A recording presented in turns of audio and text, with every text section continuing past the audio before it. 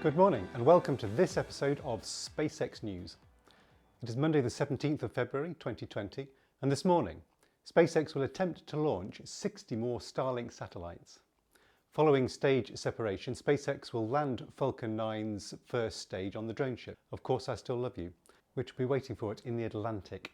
Shortly after this, SpaceX's two fairing recovery vessels will attempt to recover the two fairing halves. Launch was scheduled for Saturday but has been twice delayed, firstly until yesterday due to poor weather in the recovery area, and then again until today to allow SpaceX time to examine some valves in the second stage that it was worried about.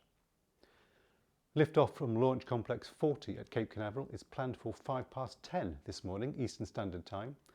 The latest weather report from this morning is good, with a 20% chance of a further delay because of cloud. The Falcon 9 will head over the Atlantic towards the UK from Cape Canaveral to insert the 60 Starlink satellites into an elliptical orbit ranging between 131 and 239 miles above Earth. The satellites will then move to a higher orbit over the coming months with their ion thrusters to a final altitude of about 350 miles. The deployment of the satellites for today's launch is different from the previous 4 missions. Instead of releasing the satellites after 60 minutes or so into a circular orbit, the Falcon will deploy into an elliptical orbit after just 15 minutes, at about the same time that SpaceX will be attempting to catch the fairing halves. On Friday, SpaceX conducted a static fire test on the booster. The core being used is B-1056, which has flown 3 times before, having twice resupplied the International Space Station. The most recent mission for the booster was December 17th last year to launch a Japanese communication satellite. The refurbishment and reflying of a booster in just 2 months is a record. Let me get this right, this is not just the 4th time this particular rocket has flown, it's the 4th time any Falcon has flown 4 times. You heard it here first. This is the 5th Starlink launch, bringing the total of satellites in the constellation to 300.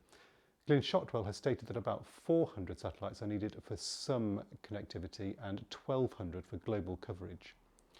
SpaceX believes it can earn $30 billion per year, which will go some way towards funding the effort to settle Mars. There have been warnings, however, about Starlink from the International Astronomical Union that the tens of thousands of satellites and other proposed constellations will interfere with astronomical observations from Earth. In this image, you can see the Starlink satellites causing white streaks before they've raised their orbit. Since this image was taken, SpaceX has made design changes to reduce brightness, such as using a metal with a matte rather than a reflective finish, and is also trying an experimental coating to reduce brightness on one of the satellites, although this has yet to reach its final orbit, so we don't know quite how effective that is yet. But just a thought, maybe this is an opportunity to use Starship's ability to shift cargo to build large space observatories. My understanding is the size of a ground-based reflector is significantly limited because of problems with weight and gravity. So you could have huge mirrors in space without having to worry about supporting the weight, maybe? That's all from me. You can watch the launch live later this morning from 10 to 10 as a webcast on SpaceX's website. I'll post a link in the description. Thank you all for your kind comments, and to those of you who have subscribed, thank you very much. If you've enjoyed this and you haven't done so already, you can subscribe here.